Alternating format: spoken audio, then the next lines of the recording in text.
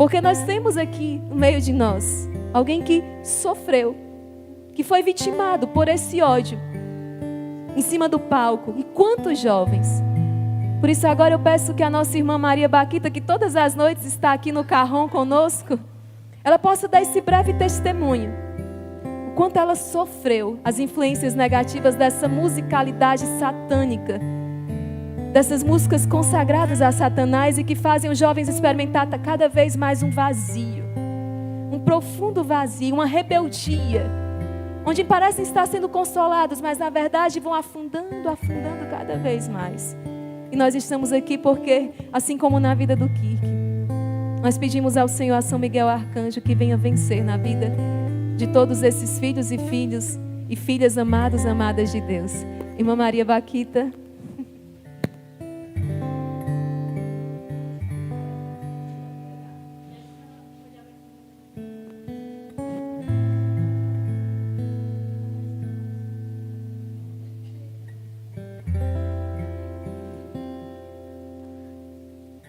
Olá, Exército de São Miguel.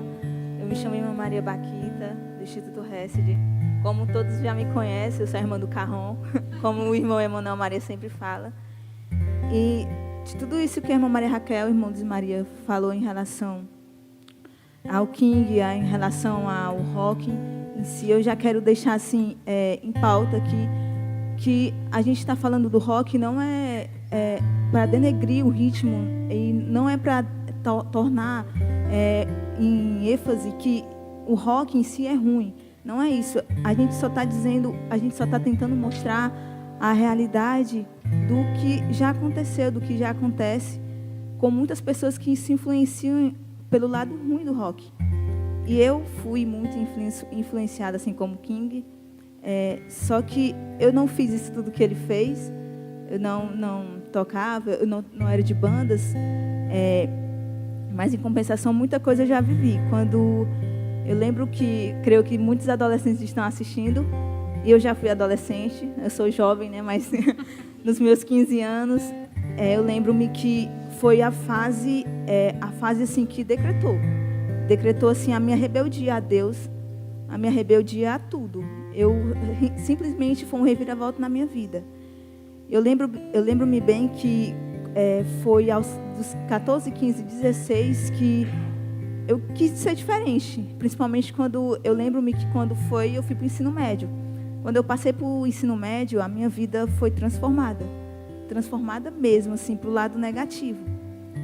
Eu percebia que, assim como muitos jovens, quando chegam na escola, percebem que existem grupos e grupos, e você quer se identificar com um grupo, não sei, com o grupo dos nerds, com o grupo dos bagunceiros, não sei. Eu queria me titular em algum grupo desse. Só que eu não sabia não sabia como me chegar, porque eu queria ser diferente e ao mesmo tempo eu queria ser como eles, mas eu queria ser diferente. E tem um grupo que eu lembro que gostei deles, que foi o grupo dos roqueiros. E eu quero ser como eles, só que eu não quero me misturar com eles, mas eu quero fazer uma boa parte do que eles fazem. Eu lembro-me que eu comecei, foi no Natal. Eu lembro que foi no Natal. No Natal eu comecei, mãe, eu quero essas roupas, eu quero dinheiro para fazer isso, eu quero dinheiro para fazer aquilo. E assim, era impondo as coisas e minha mãe achava estranho, porque eu tinha mudado, eu comecei a mudar minhas atitudes, meu modo de falar, meu modo de conversar. Eu não queria mais saber de conversa com a minha mãe, com meus irmãos em casa, eu não queria mais saber de nada. Só queria saber de duas coisas: ficar no quarto trancada e assistir muitos filmes e ler muitos livros de falsas doutrinas e escutar muitas músicas diabólicas. Era isso que eu queria saber, fazer o dia todinho. Eu lembro que eu me titulei como, eu quero ser assim, eu quero ser como esse grupo. E eu fui até o fim. Quando, tipo assim, o jovem, quando ele se decide uma coisa, ele vai até o final. E eu era assim. Eu me decidi a ser assim, me titulei desse jeito e fui seguindo. E eu lembro-me que eu fui me afundando muito. Eu fui muito além do que eu podia imaginar que eu fosse. E eu comecei a escutar. E cada dia que passava, a minha vida piorava. Tipo assim, eu me sentia feliz, mas quando eu entrava no quarto, era um vazio tão grande, tão forte, que eu não sabia descrever. Eu só queria saber, não sei, gritar, eu não sabia expressar a dor que estava aqui. Mas eu, como eu tinha que colocar uma máscara no meu rosto e dizer que estava tudo bem, eu, quando saía do quarto, minha mãe percebia, como toda mãe percebe, quando o filho não está bem. Eu dizia: mãe, está tudo bem. Ela: minha filha, não está tudo bem, você está mudando, você está mudada. Eu dizia: mãe, está tudo bem, eu não quero saber de conversa. Ah, mãe, deixe, não me enche, não me enche. Eu não estou com paciência para conversa com a senhora. Eu lembro-me que eu era uma jovem que, quando eu chegava em casa, era assim, minha vida se transformou. Eu chegava em casa, comia, entrava no quarto. Entrava no quarto 1h da tarde, saía às 7 da noite. Só Deus sabe o que é que eu fazia nesse quarto. Passava a tarde todinha lendo livros que me influenciavam ao suicídio, que me influenciava a não querer, a rebeldia total, que me influenciava ao sexo, que me influenciava a usar drogas, que me influenciava a não seguir a Deus, que, como eu era católica, eu me considerava uma católica. Quando as pessoas me perguntavam se era católica, eu dizia que eu era católica. Mas, no fundo, eu não estava vivendo o verdadeiro catolicismo. E uma coisa que foi muito forte na minha vida, quando eu completei meus 16 anos, uma das coisas que a rebeldia foi tão grande que, quando eu fiz meus 16 anos, eu totalmente assim, não queria mais saber da comunhão. Eu não quis mais saber de ir para a Santa Missa.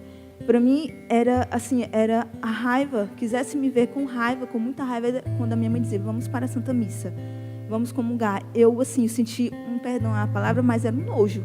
Eu não queria mais saber de pegar em texto, de ler Sagrada Escritura. Para mim, isso já tinha perdido o sentido para mim. Eu já não via mais assim, vou ganhar o que com isso?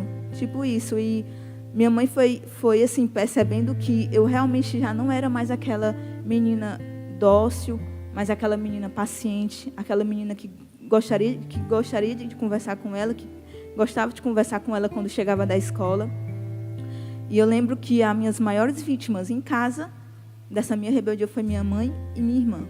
Elas sofreram muito, muito mesmo. A minha irmã, eu acho que ela é uma santa, porque a minha rebeldia era tão grande que eu queria muito, eu sentia uma raiva de bater nela, eu queria bater nela porque eu sentia uma raiva que não sabia, brotava do meu coração.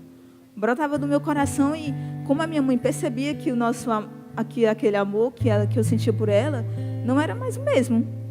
E ela foi percebendo que realmente eu estava muito mudada. E eu lembro-me que os dias foram passando, meus 16, 17 anos, e a mentalidade vai mudando, né? E eu lembro que no primeiro ano, no segundo ano e no terceiro ano, foi os 3 anos que eu passei no ensino médio, um dos piores da minha vida. Porque foi o tempo que eu me afastei da Eucaristia, foi o tempo que eu tentei ser diferente, mas nessa diferença fez com que eu me destruísse e destruísse aqueles que estavam ao meu redor. E eu fui me afastando de Deus. E o vazio foi um buraco, foi assim, se tornando no meu coração.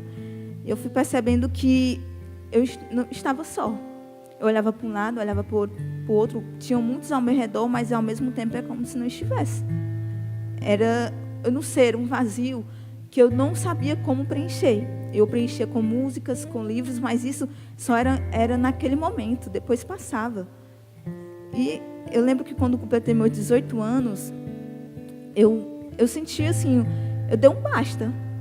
Eu lembro que chegou umas jovens lá na minha casa, e umas jovens aqui do Instituto Resta disseram: Irmã Maria Baquita, perdão, meu nome antigo, vamos para o grupo. E eu lembro que foi automático, a minha raiva foi grande. Eu saio daqui, eu não quero saber de grupo, não quero saber de Deus, não quero saber de nada disso. E elas insistiram, elas foram santas, insistiram durante 1 mês. Foi 1 mês insistindo mesmo, assim, elas iam quase todo dia lá em casa, assim, perturbar mesmo, assim, era direto mesmo. Elas eram santas. E eu lembro que, quando foi no final de julho, eu disse: vamos. Eu fui com muita raiva, mas fui. Eu disse: vamos para esse grupo aí para ver se... Vamos lá, porque minha mãe também, querendo que eu mudasse, né, insistia, né? Minha filha, vamos. Só por obediência eu vou, mas eu vou com muita raiva. Só quero que saibam disso, que eu estou com muita raiva e eu vou assim mesmo. Eu lembro que, quando eu cheguei no grupo, primeiro dia, eu muito chateada, né? As pessoas não queriam saber de conversa comigo, porque a minha cara já dizia que eu não queria conversa com ninguém. E sem palavras, assim, sem conversa, chegou muito objetivo. Assim, cheguei, sentei e saí. E quando, depois de 1 mês, 2 meses, indo para o grupo, e eu lembro-me que eu comecei a querer mudar. E com essa, eu comecei a sentir uma paz em mim, não sei, um negócio estranho, eu querendo... Nossa, gente, eu estou sentindo um negócio diferente quando eu estou indo para o grupo, eu estou sentindo uma paz tão grande que eu não sentia antes.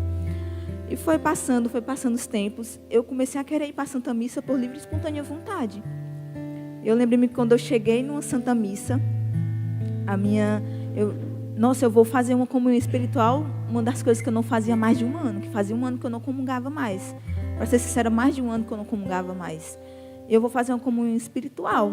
Eu lembro-me que nesse dia eu não estava comungando, nesse domingo. Eu fui, fechei meus olhos e senti a presença de Deus. Aí eu vi Jesus misericordioso na minha frente, eu vi. E não é coisa assim da minha cabeça, eu vi.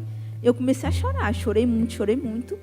E eu comecei a me tremer todinha, e chorando desesperadamente. E os jovens que estavam ao meu lado não estavam entendendo o que estava acontecendo. Eu também não ia dizer que eu estava com muita vergonha. E aí, só sei que acabou a minha comunhão espiritual, eu senti Deus falando comigo, dizendo, volta para mim. Aí eu fiquei assim, volta para mim. Tipo assim, na minha cabeça eu fiquei, volta para mim. Eu não tinha entendido esse volta para mim. Quando acabou a Santa Missa, eu senti aquele negócio, vai para casa, joga tudo, dá um reviravolta na tua vida.